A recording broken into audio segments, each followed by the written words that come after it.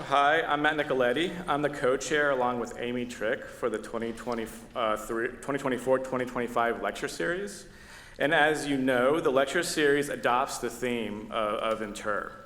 So when Manu and Jared introduced this idea of the collective and the idea of collaborative nature of the design professions with us early this summer, Lake Flato immediately came to mind. I had the opportunity to work with Lake Flato on several projects while in practice, one of which was with Tenna. And what I really enjoyed and appreciated about working with Lake Flato was their approach to the site and site systems. It wasn't about the architecture specifically. It wasn't about the landscape or the ecology of the site. It was about understanding the entire site and integrating everything to create that entire experience. And to look at the performance of the site in the surrounding context. As a practitioner and as a partner and co-leader of Lake Flato's eco-conservation studio, Tenna really embodies this philosophy. She has earned a national reputation for designing well-crafted, climate-responsive buildings that thoughtfully engage with the landscape and strengthen the essential bond between humans and nature. And her passion for innovation, sustainable design, has led to several award-winning projects, including the Naples Botanical Garden, the AIA Honor Award-winning Confluence Park, and the Dixon Water Foundation Josey Pavilion, which was actually the first certified Living Building Challenge project in Texas. In addition, Tenna was recently elevated to being an AIA Fellow in 2023. And for the new students here, that's a very big deal. Tenna's career exemplifies a long-term commitment to and a passion for sustainable design. So with that, please help me in welcoming Tenna Florian to the stage.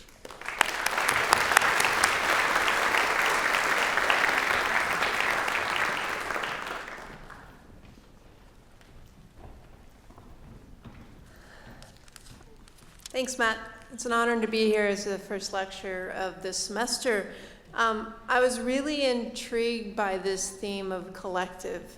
I think architecture is collective, it's collaborative, and really collaborative design makes our work so much better.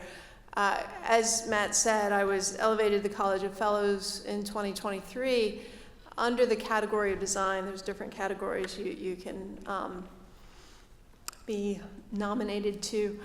And one of the things that actually really bothered me about the application was that I had to put, for every project I showed that I've worked on, I had to put and have a client sign that I was primarily responsible for the design. And why that bothered me is that all of our work is a collaboration. And really there's so many people both in the office at Lake Flato and our consultants and our collaborators and landscape architects we work with, we are all responsible for that successful design. So in my application, I wrote a lot about collaboration and gave credit where credit was due. And I also talked about sustainability and community and all these things that weren't about design with a capital I.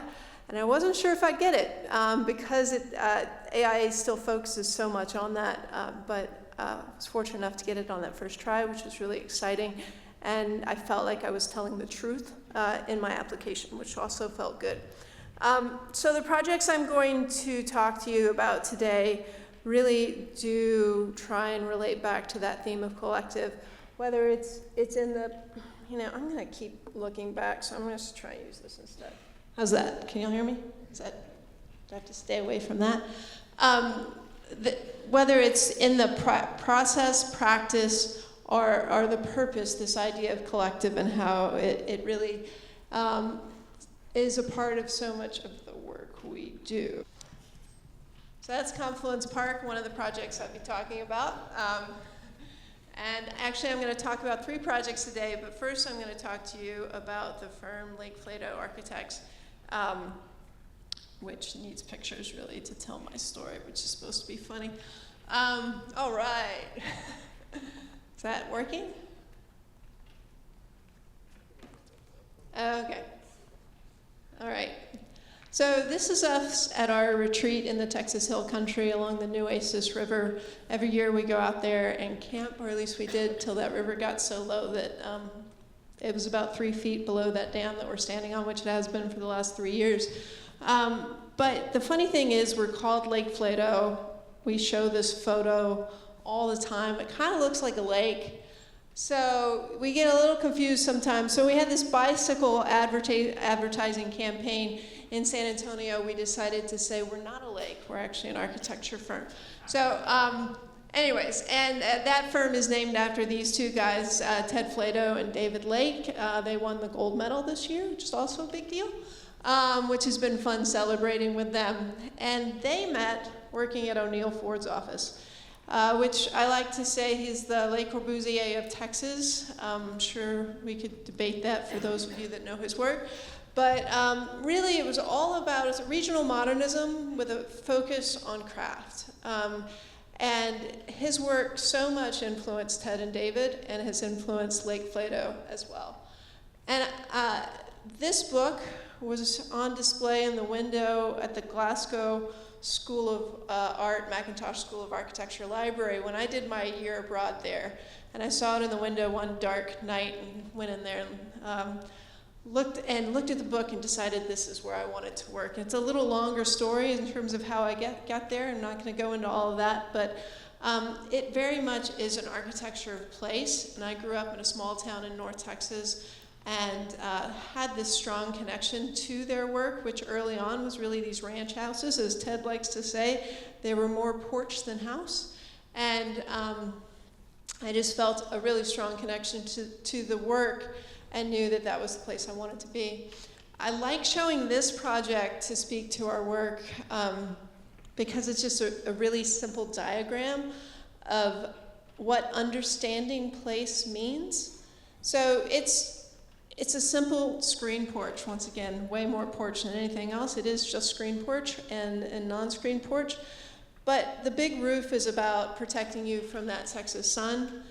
The materials are limestone that's used on the back, Texas limestone that protects you from those cold winter northwest winds.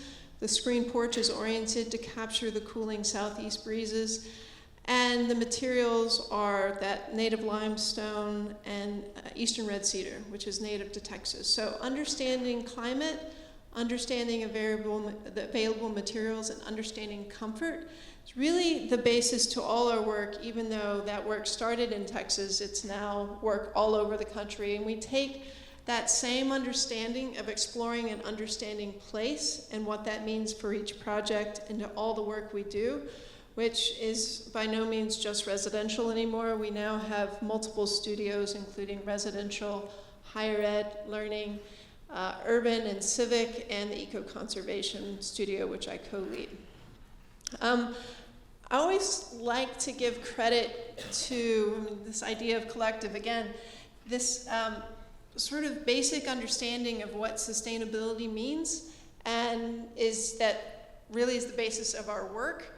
And when we hired Heather Holdridge in 2009, she brought with it science and metrics, which is really important today whenever you're saying you're designing a sustainable building, actually being able to model it and prove it, and then once it's built, monitor that and do post-occupancy evaluation and make sure the design is performing as intended.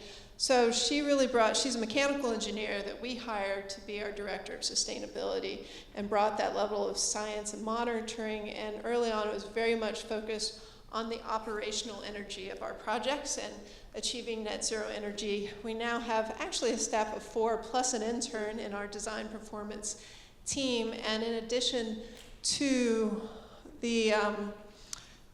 some of the lines aren't showing up. It's a little light, but in addition to looking at operational energy, we're really looking a lot at embodied carbon as well, which could be a whole nother lecture that I'm not going to get into today, but I'll just say that because of this science and metrics and focus on sustainable design, we at Lake Flato have won more COAT Design award-winning projects than any other firm in the country.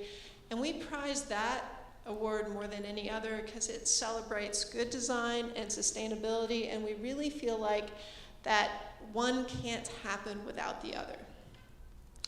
And as I said, I co-lead the Eco-Conservation Studio. We do primarily land-based projects that are highly sustainable projects with really wonderful clients. We work at nature centers, botanical gardens, and then a few park projects, city parks, and eco-hospitality projects as well, but usually land-based, really work closely with landscape architects. So much of our work, which is really wonderful. I went to Tulane University. They didn't have landscape architecture school. I love that you're at a school where landscape architecture and architecture are taught together. So the first project I want to talk about is Confluence Park in San Antonio. Just a little bit of background. It's at the confluence of San Pedro Creek in the San Antonio River, along which over 300 years ago, when the Spanish came to the area, built these missions.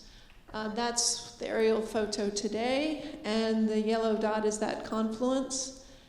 And just a little bit about the San Antonio River. When I moved to San Antonio in the year 2000, this is what it looked like in this part of town.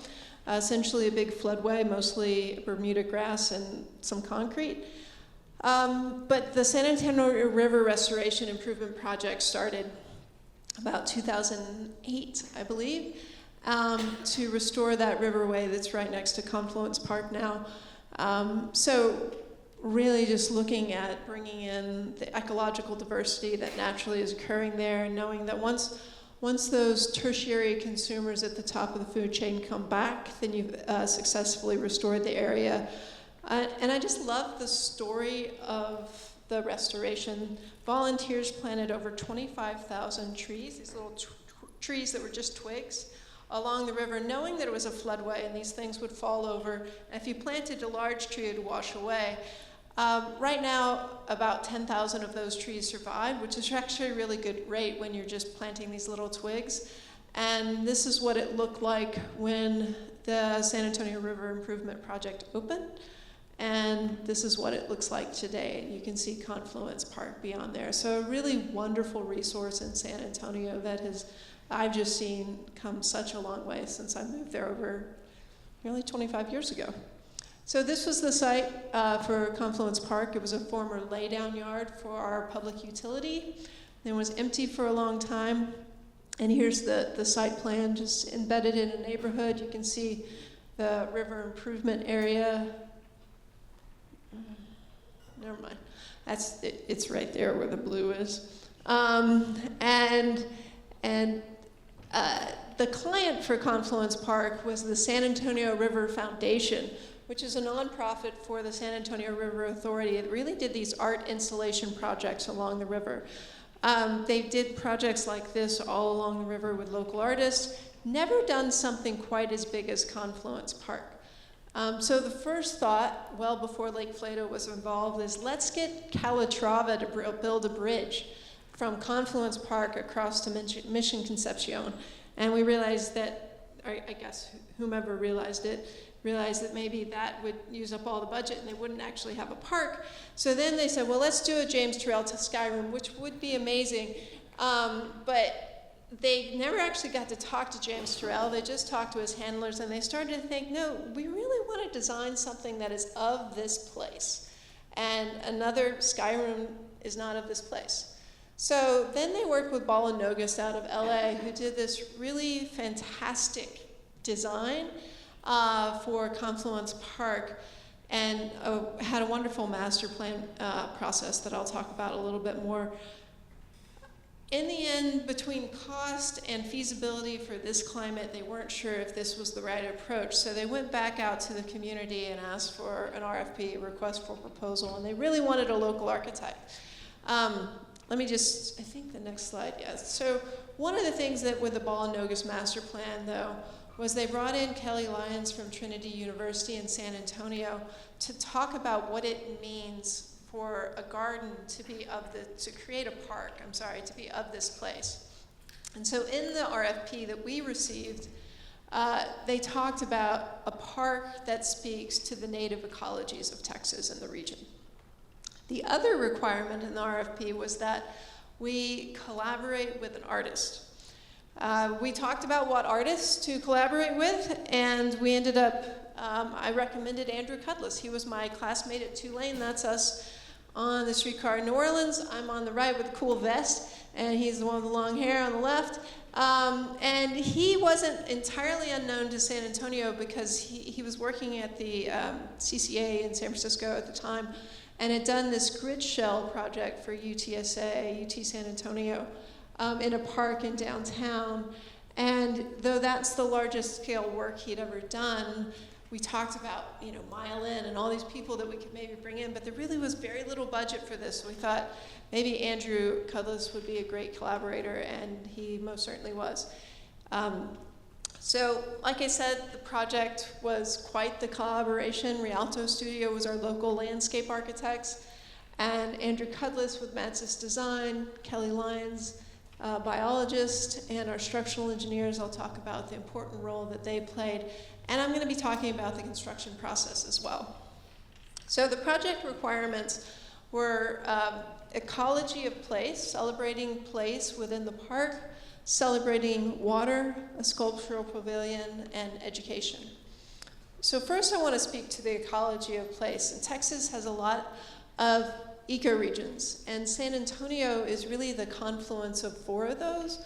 So the idea emerged early on, actually with the Bala Nogas master plan, and then that idea found its way into our master plan for the park, which is only 3 acres, to represent these different ecoregions that really meet in and around San Antonio. Wow, the colors are totally different. Much better yellow in real life. So we have the Blackland Prairie there in the middle, the arid climate or Trans-Pecos type region is represented, the Oak Conservancy to speak to all the different types of oak trees that grow in our region, the live oak savanna, which has live oaks that block the western sun of the pavilion and also are around our rainwater collection tank, and then the San Antonio River Restoration System, which is really the Edwards Aquifer or Edward Escarpment planting throughout. So really within the small master plan, our small park, trying to tell the story of place through the plantings was an important part of the project. And there's the site plan. And just to dive into the landscape a little bit more, really Kelly Lyons wanted to identify all the different grass species and talk about their ecological benefits. So they have these little mono-specific sections. And then my favorite bit is this in the middle where they just threw a bunch of seeds, and it was kind of survival of the fittest. The grasses that like the high and dry land grew up there, and the grasses that like the wetter land in the middle grew in the middle. But this really successful, beautiful prairie, which is hard to do, in the middle of the park. So there's a little bit more about the signage and some of the photos. Now, all these look 10 times better. That's the thing. Us architects get to photograph pretty quickly, but the landscape takes forever to look good. So we always have to go back, and we haven't done that on this one.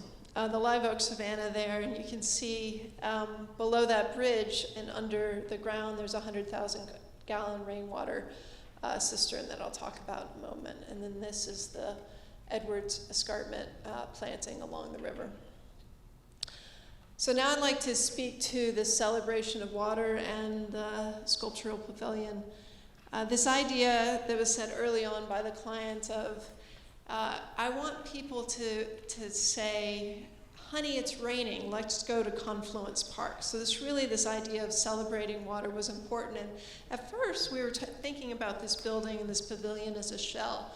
But then we started thinking of it as a funnel, as a way to really celebrate water as opposed to pushing it to the edges.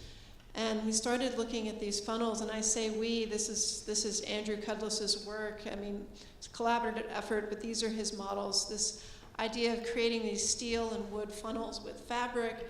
But the problem was that we wanted the client to ask us for something that would last 100 years. And as a public park, durability was a question. So we started looking at the work of Felix Candela and other modern architects that used concrete, and started going that direction. And I'll say that we struggled for a while of these ideas of funnels of concrete, and it was actually our structural engineer that drew this petal, this very first petal, on his red pencil on his grid paper, I remember it. And then Andrew really took that idea and started thinking of it instead of a funnel. How about these plants? So how about if we did something more biomimetic that captured the water and brought the water down to the roots for distribution around the project? And then again, the structural engineer, just talking about this collaborative effort and how essential the structural engineers can be to the creativity of our designs. So these petals should be arches. So essentially, Confluence Park is 22 independent arches that stack together. And at first, we were rendering something like this, but it was too dark, and so we then started to render something much lighter, which is pretty much how it ended up. And very much trying to make it feel light by making the edges of these concrete petals as thin as we could. 4 inches is what our structural engineers said we could do, and then it's 16 inches at the base. So I'm going to get into a good bit of detail about this. Matt said I could, so blame him if you lose me here. But I want to talk about the construction of this and how it all worked, because it's unique when you're doing more traditional building. You don't necessarily have this coordination with the contractor and with the subs that are building the formwork and all of these things.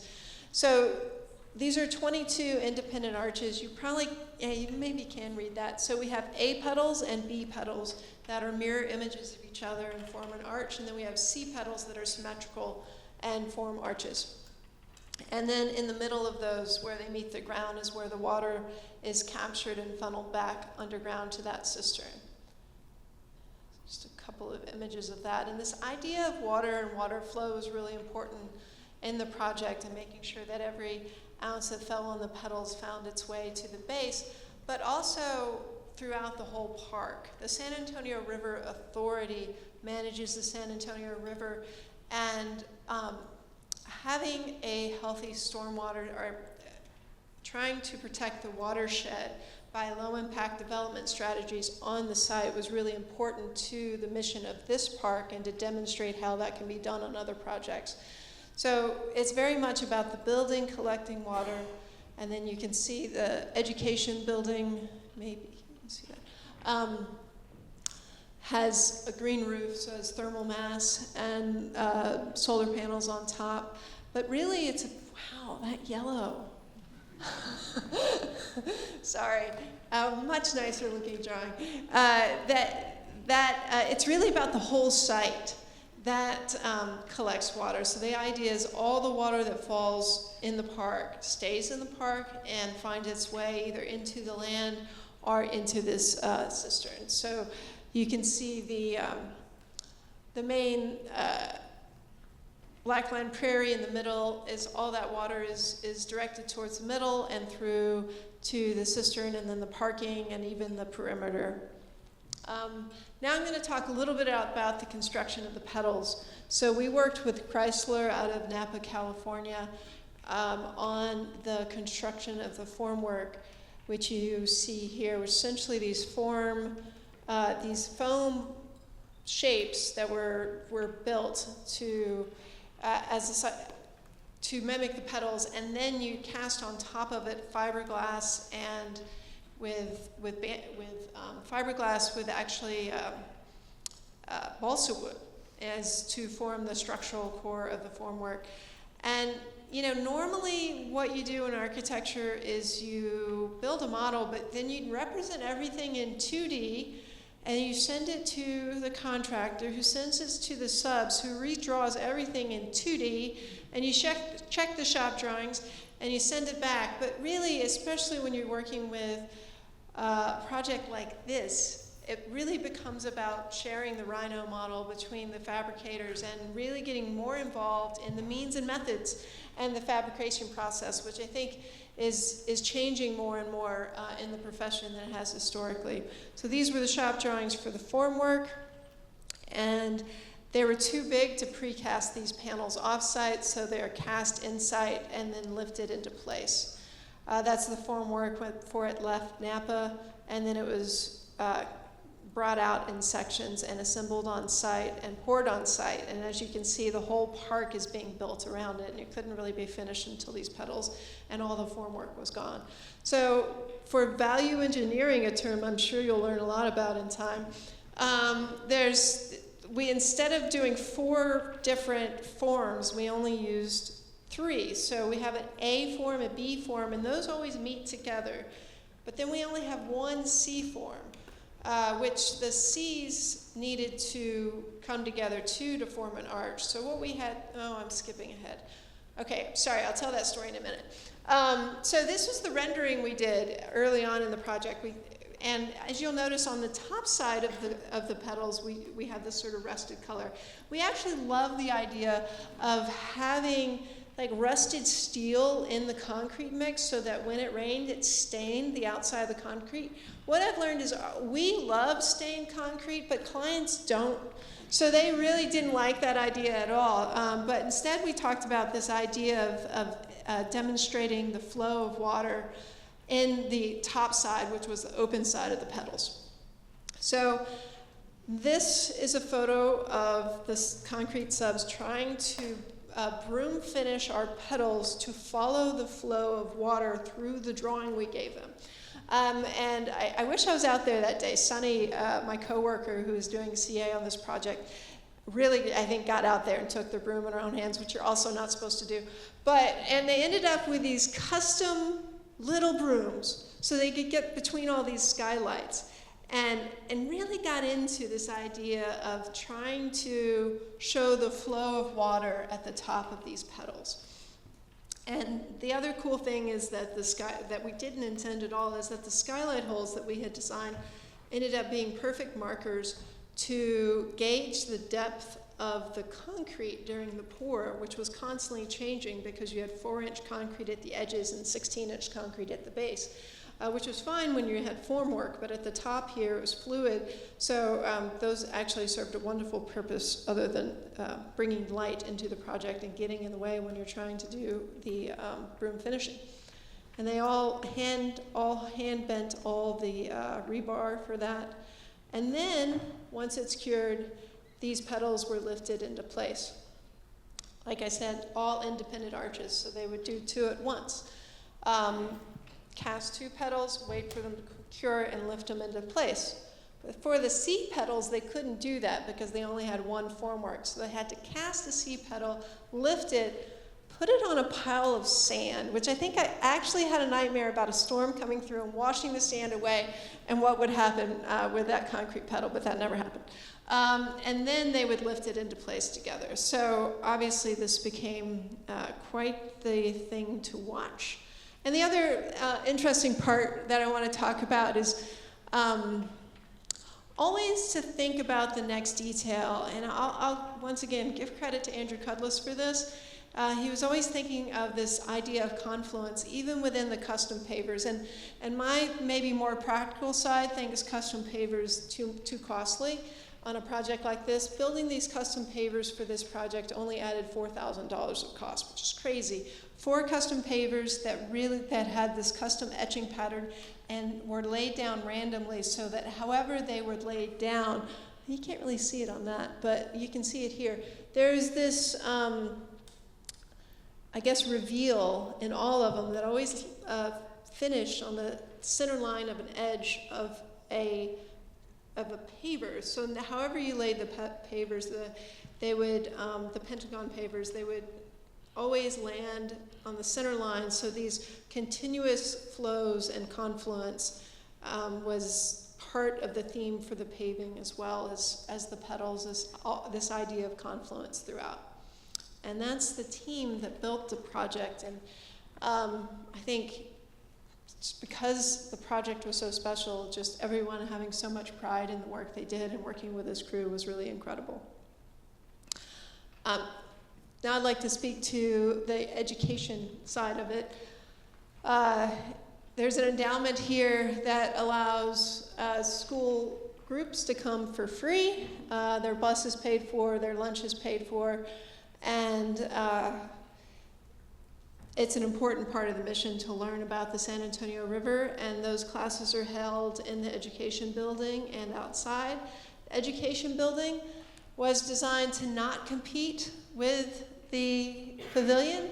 It's a low-slung building and architecturally quite different, hard edges, green roof, and really, I think, complements that building. And on the facade there, it tells the story of the San Antonio River watershed all the way down to the Gulf of Mexico, which is a beautiful sculpture. It was actually done by the project manager on the client side for this. So this is the education building with these slatted doors that open up to the pavilion, and then from the classroom, you're kind of looking out at the pavilion space.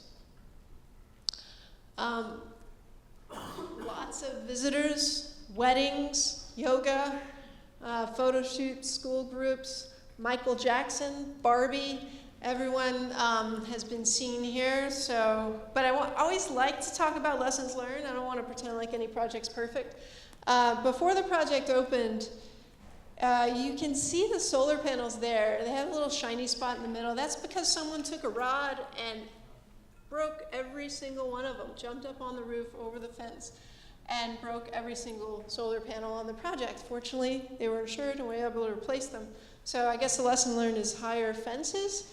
But that was a huge disappointment.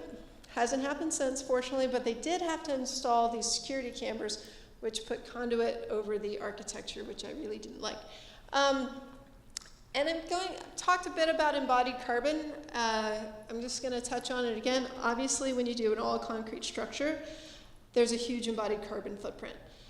So now we have the tools really to look at the embodied carbon of this project and see how much of the landscape within the park and then along the river does it take to actually sequester the carbon used for this project, which is an interesting research project that we have an R&D program, so been working on getting someone to do that one.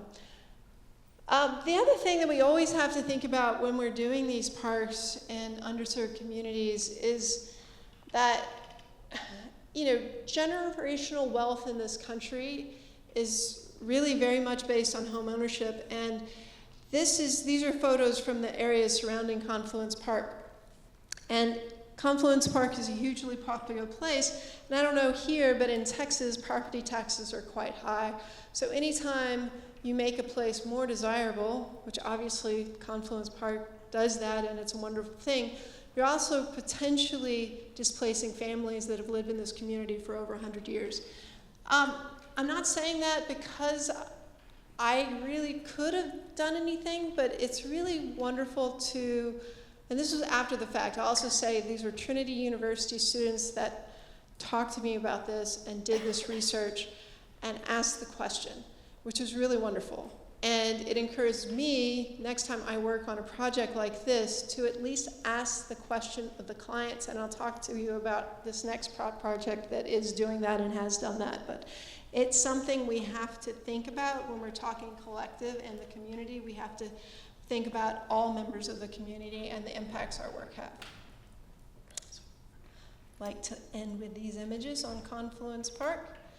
And now I'm going to completely jump scales and talk about an urban higher education project that really this idea of collective is about how the project's designed and how to create collaboration space in a data science and AI building that really typically in its program doesn't lend itself to collaboration. But the dean of this school talked about how people are our primary resources, and when he talked about that, it wasn't people as individuals, as many times it is everyone in their own office or a research cubicle. This was the collective, talking about the collective of people and how we can make these scalable collaboration spaces while having the flexibility to think about the future, and how in an urban project we can bring this connection to nature that we have in so much of the work I do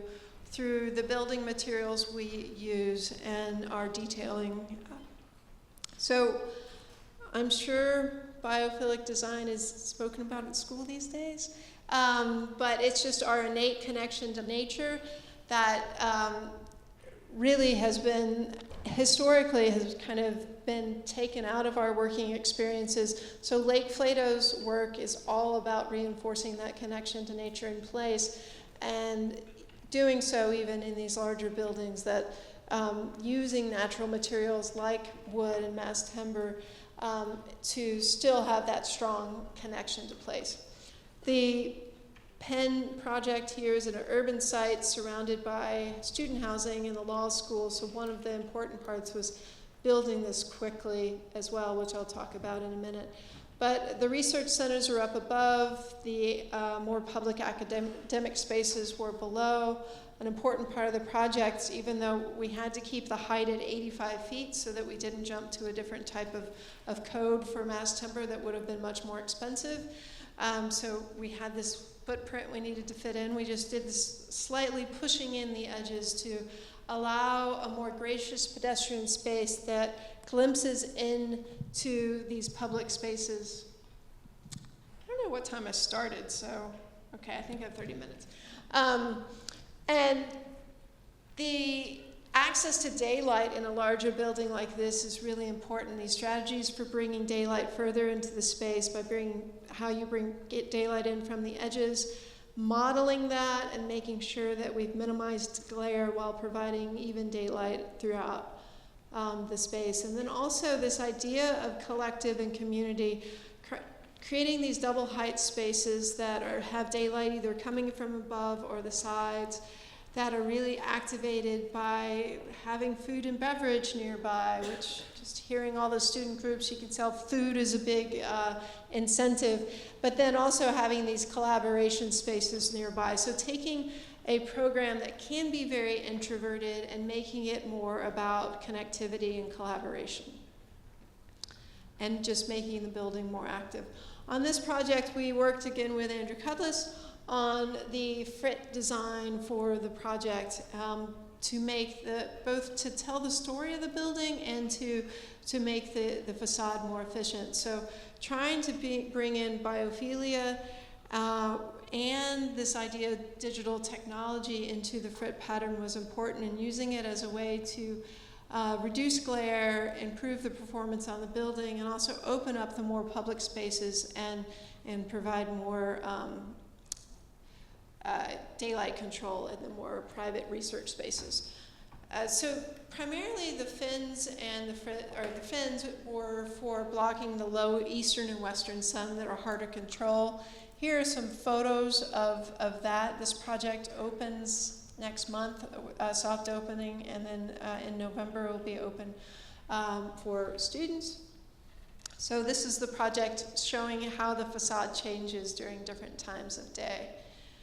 And then because of the proximity of these other buildings and really needing the construction schedule to go fast and embracing this idea of a low carbon architecture, the project is mass timber. This drawing highlights everything that is prefabricated, and the prefabricated facade and fins and the mass timber all made the erection of this project go pretty quickly. And then of course, I mean, could go have a whole lecture on embodied carbon. I think Clemson leads in mass timber and really understands this, so I didn't make it a focus, and I didn't see the collective as much, but it is all our collective responsibility to reduce carbon emissions. So just doing a mass timber building instead of a traditional concrete and steel building reduced the global warming potential of the project by 70%. And we're doing this on quite a few projects that have been built, and some are underway, mass timber building, because of the biophilic nature of it and the carbon reduction potential. It seems like a wonderful building material that we like to use on more and more projects, but we're also asking tough questions about where that wood's coming from and the impacts of transportation and the larger environment as we start to do more mass timber. So finally, I'm going to talk about Harold Simmons Park, which is a really exciting project that I'm working on. I realized in this, I'm only talking about one project that's fully built. Right now we're in, kind of skipped ahead to DD on this project, and these are our conceptual renderings. But for this project, I want to tell you a little bit about the project design, but I also want to speak to the collaboration with the landscape architects. This is the Trinity River that runs through Dallas. Downtown Dallas is on the right, we're on the west side. And it does have a Calatrava bridge. So anyways, a few parallels with this in Confluence Park, that's one of them. And then there's this 1,000-foot long shed on the site that this is a steel production plant that exists here on the west side that is being integrated into the building. The other parallel with Confluence Park is we kind of took over the design from another architect. So we walked to the Trinity Park, or went into the Trinity Park Conservancy offices in Dallas. We didn't realize it was a really interview for the project, but it was. And this model of the park was in there. So I'm going to talk a lot about collaboration and model building. And this is a project with Michael Van Valkenburg's office, MVVA, in Brooklyn. And they had built this model of the project there at the offices, and essentially the building, which you can see there, the client wasn't pleased with the direction it was going, so they wanted to bring in another architect.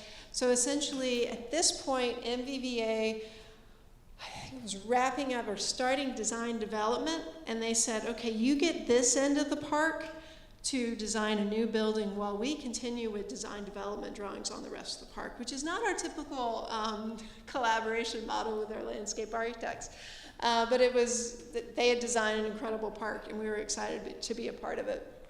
So we visited, I was going to say that we used to build models all the time, but with VR, sorry, I used my things wrong. We've been looking at our buildings with our goggles on and building less models, which this is a wonderful tool. You can look around everywhere and see these points that you haven't really thought about yet and make sure the building feels as you had intended, as it usually does. But we really hadn't been building any models or as many models. So we went to MVVA's office in Brooklyn, and they just had this huge model shop. And I took photos of all these trees. I love the weeping willow in the middle, all these wire trees that they spend so much time building. And they had done this study model of Harold Simmons Park in Dallas before they shipped off the final quarter-inch scale model for the 23-acre park. After we visited their Brooklyn Bridge Park and really kind of had this design charrette there in Brooklyn while we were visiting, and got to know each other, understood the design intent of the park. When we came back to San Antonio, we're like, we're going to build a model. Sorry. I put this photo in because this is just such a beautiful model. It has absolutely nothing to do with our project. But it's on one of the lakes, maybe it's Lake Superior, and I just thought the representation of the ice was really good. So if you ever have a project where you get to build a model and do this, you really should. But anyways, so we came back to San Antonio and we built this model at a much larger scale than we typically would. But when you're talking about architecture that's sculpting, or when you're trying to sculpt the land and trying to do that in your Revit model or even Rhino model, it's challenging. So it was so much better to build this model and think about how our buildings were going to relate to the landscape of the park that MVVA had put forth. And this drawing here on the bottom right was me with my phone during a Zoom meeting in MVVA drawing all the trees that they're going to put in front of our building, which they did, which is awesome. That's fine. It's not about the building. It's about the place in general. So this was our method. And we were influenced by this Toshima Art Museum project in Japan, which was one of the precedent images we were actually looking at for Confluence Park. And what's really cool about this project, I haven't been. Has anybody been? Some folks were in Japan recently. Anyways, for the formwork of this, they actually domed earth, which you can see, my pointer's not working, but in the bottom right, or middle of the bottom right, you can see this domed earth. And then they cast over that earth, and then they dug out all the earth. So we told our contractors, Beck out of Dallas, that we were we wanted to build our project this way because we had these dome structures at Earth, and they said it probably wouldn't be the most efficient way to do it. But I look forward to coming back and lecturing and talking about how we built those and the formwork story, because I think it's going to be a fun one. But we then sent one of our staff members up to Brooklyn to be in MVVA's office for a week to build the model to replace the section of model that was being replaced back in the Dallas office for the project. So this is that process photos of that new model being built, and there it is in place in Dallas. And you can see the long shed building. And the architecture, and this is a site plan for that with a new building there at the end. And the architecture of the project, well, I'll just talk about this first. We were referencing the shed building through in some of our spaces and the simple steel structures, but we wanted the entry to the park to really be all about the park and design these buildings that were very much embedded within the park, and then have these other structures that kind of brought and related to the existing steel shed. So this is as you enter the park from the parking lot. The Welcome Center's on the right. MVVA held up to their promise and put a bunch of trees there, which is awesome. And then you approach, and this is our Welcome Center with the Oculus coming down and these planted edges that wrap around, and you're standing in another concrete shell structure, the cafe, that we're in the process of redesigning, so I don't have these beautiful renderings for that. And then the event building on the roof is more of a typical steel frame structure with mass timber wall panels and roof panels and solar panel or solar roof, sawtooth roof facing south, and then you get the northern clear starry lights for the event building. The big plan here that was really the problem with the other architect design was that the clients really wanted this separation between the event space and the park. So you could have a high-end Dallas wedding, which is essential to the endowment or the maintenance of this park, which is privately held, but a public park. You could have a high-end Dallas wedding on the second floor, and it wouldn't really disturb the people at the park at all. So people would be entering down at that lower level and see the Welcome Center, block the view of the event space above, and the two didn't really have to come together. So that was kind of the cornerstone of the design. This is the west-facing facade of the building, which is still very much about the steel structure that relates to the existing shed around the edges, and then the event space that opens up to the east. And it was all about this park, or creating this connection to the park from the event space, but really this view of the Dallas skyline from up there as well. And then a cafe across the way that is a public cafe for the park also gets this view of the Dallas skyline. The clients wanted us to add a third story so you could really get a view, and we said you didn't need to do that.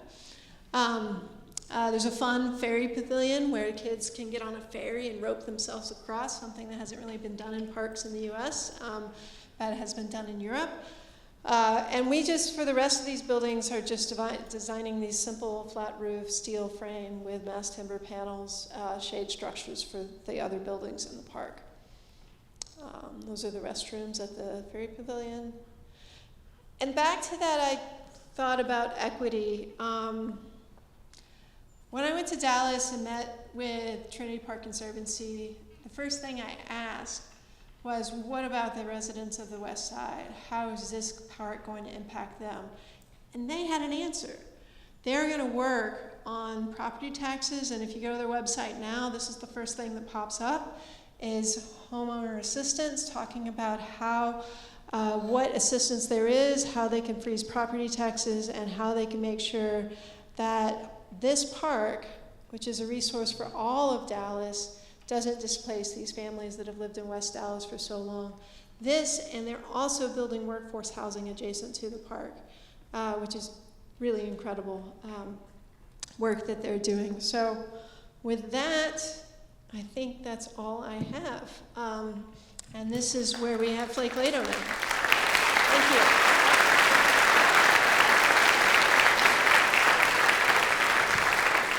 Is this supposed to be for questions?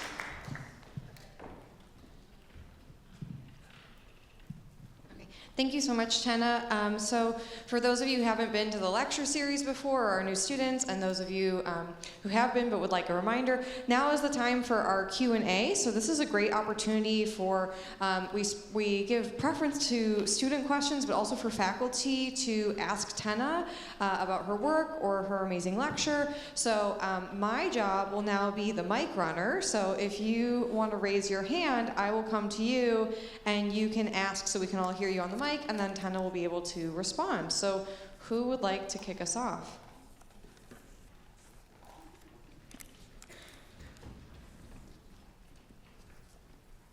Oh, and say your name too when you ask your question.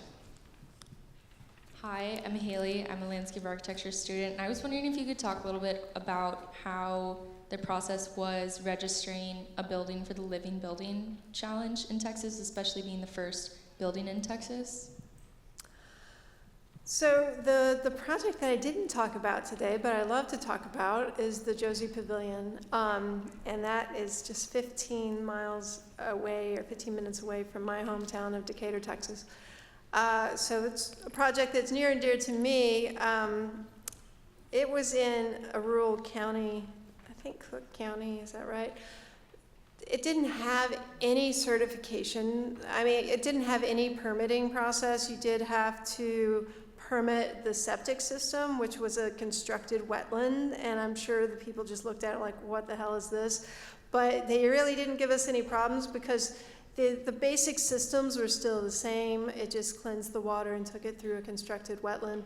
And we had biohabitats working with us on this project, and they had worked with TCEQ and other departments in Texas for permitting constructed wetlands before. So that portion of it was really easy. But Living Building Challenge is called Challenge for a reason. It is quite challenging to achieve, but the actual permitting process wasn't a problem due to the location of the site. Who else? Got one over there. If you also project, I will try and remember to repeat your question. Hey, Tenna. Oh, thank sorry. you. No. I can't see anything, actually. Again, I would just love to thank you for integrating the theme so much within your lecture. And again, my name is Jared Cook. And one question that I had in the presentation of the very last project within your presentation, I loved how you adopted the MVPA's process of model making, even though that was kind of something that you guys weren't doing so much.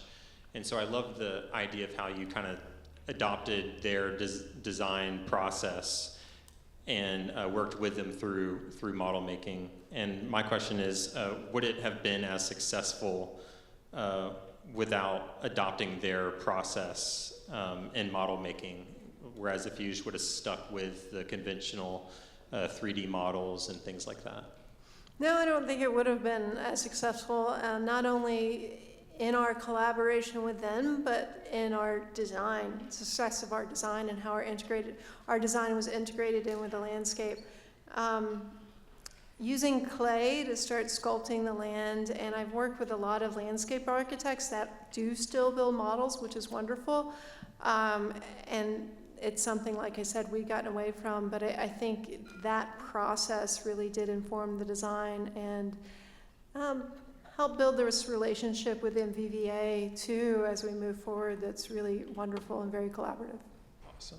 And I just have one more question. I was so interested with the sustainability specialists that are within your office, and I'm curious about the workflow of how like the architects in office work hand in hand with those sustainability specialists. Yeah, so many ways, really. They do try and teach staff how to do the daylighting models, and then using Revit for actually these early energy models is really important. We're part of the 2030 challenge, so we've made a commitment to model all of our projects, even if it's not really within the scope of the project. So they teach younger staff how to use these tools so that we can use them on every project.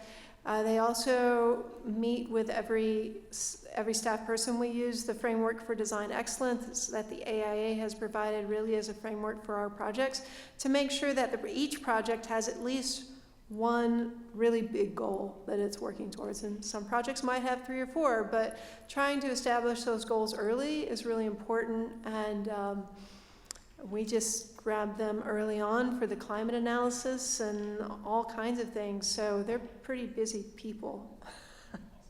Thanks. Good questions.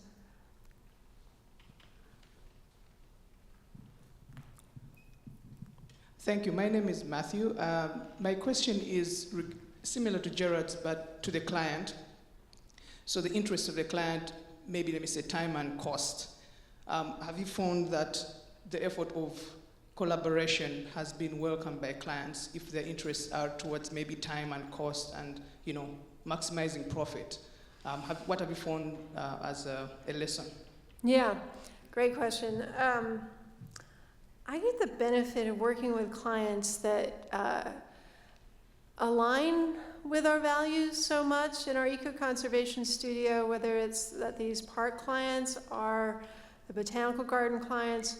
So we talk about our process from the start and this collaboration. Another thing I didn't talk about was our integrated design workshop that we like to do to set sustainability goals in the project early on. Something our sustainability, our design performance staff spend a lot of time on as well. That does cost money and time, and it's so important that I tend to just, I don't tell anybody this, but I tend to just let us lose money in those first phases because it really sets the trajectory of the project in the right direction. If it's a client that I know can't really afford that additional fee. So, but when it comes to development work that we do, it's so hard to find a developer client that's going to allow for that time and that collaboration process and those goal settings. And so it definitely is a challenge. I'm fortunate enough that on most of my projects, I'm not bringing the client along. Although I have a wonderful story about the Josey Pavilion project, a living building. That client on our very first meeting, it was kind of our kickoff. We didn't really do an integrated design workshop. I was talking about rainwater collection and solar, and they had never even heard of Living Building Challenge. And Clint Josey, who's an oil and gas guy, who's 85 years old, said, "Tenna, it's not about the building, it's about the prairie." And he wanted nothing to do with sustainable design. It ended up being a living building. So the lesson learned on that project is to keep asking the questions, and even if a client might say no initially, keep asking and keep asking. And with Clint, he really liked the Josey Pavilion is about rangeland management, the Dixon Water Foundation, the client. So he loved the idea of doing a building that was dependent on the land and the carrying capacity of that land. And that's how sort of talking in that framework really helped him agree to do a living building challenge project. But he made sure that the solar panels were not visible. They were put on the side of the roof you couldn't see on the project because he just thought they were ugly. So anyways, long answer, but yes, it can be a challenge sometimes.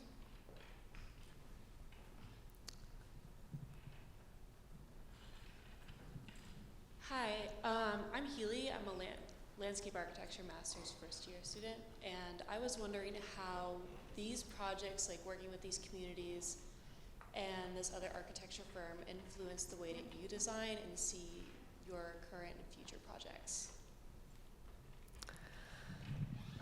Yeah, I guess each project is so different, but I think just like that last slide, you learn something with every project, and they make you think about those lessons learned are really important. I think I love to have that on every project because there's always continual learning is really important and doing better on the next project. So asking the client about the impact this project will have on the surrounding community, positive and negative, and trying to engage in that conversation is something I'm now doing. And thinking about more and more about embodied carbon on a project is something that we're all doing. And then the Toshima Art Center, like I said, that precedent image was something we looked at for Confluence Park. We didn't use that on Confluence Park in the end, but then it came back to us for Harold Simmons Park. So does that answer your question? It just all builds on each other.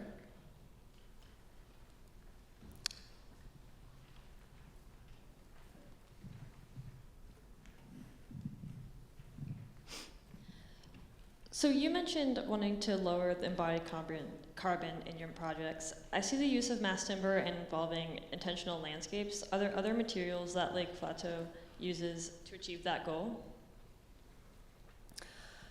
Yeah, we look at, for instance, for this project, it's a mass timber project I'm doing at Houston Zoo right now. For the cladding on the exterior, we looked at the embodied carbon footprint of the different cladding materials that we could use. And so trying to look at it both from interior finishes all the way through to every decision you make is really important. We do tally modeling on our projects that really show you the impact. Yes, the structural system is the biggest impact, but it all adds up. So really being informed about that, and when you're using masonry, thinking about that, thinking how big it has to be. I mean, we love big pieces of stone, right? But what is the embodied carbon of that, and what does it mean? So sometimes thinner things are better, and you don't really need the huge pieces of stone. So I think it's really starting to inform our material choices more and more. We have time for one or two more. There was someone who's had their hand up. Way over there, yeah. Sorry. For some reason I can see over there a lot better.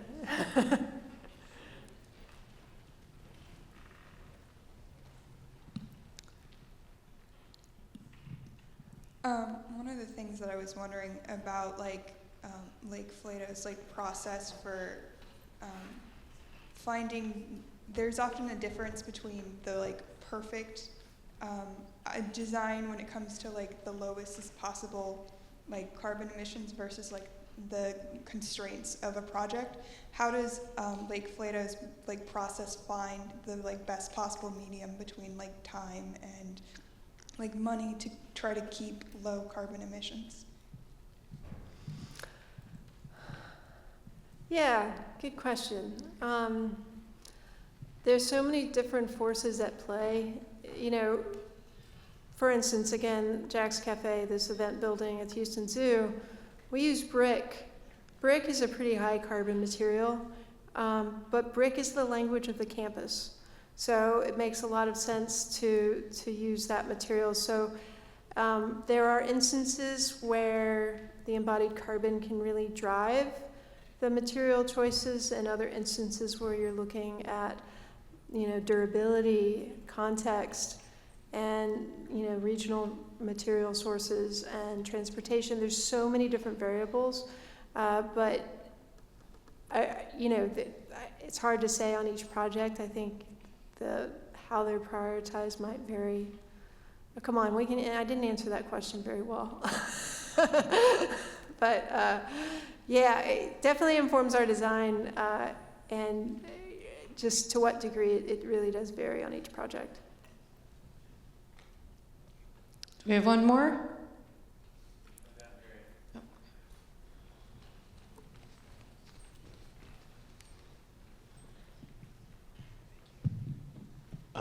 So I noticed that you had some sort of implementation of VR, and I was just wondering how you guys are implementing AI and the VR technology into design these days.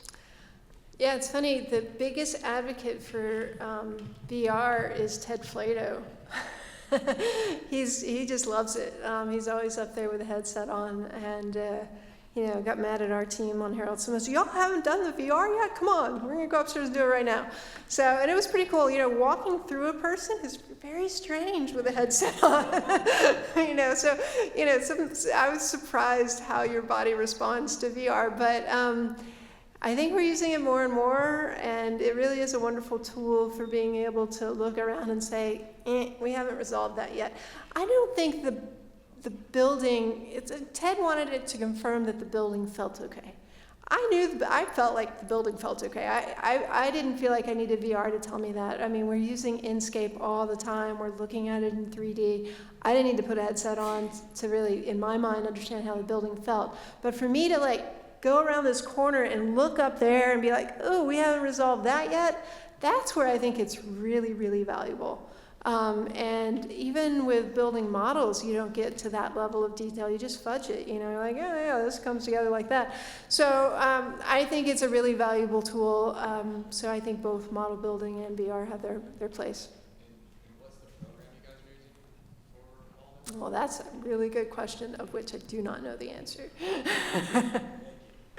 But I can let somebody know. Okay, well, thank you all for your questions, and let's have another round of applause for Tenna and her lecture. Thank you.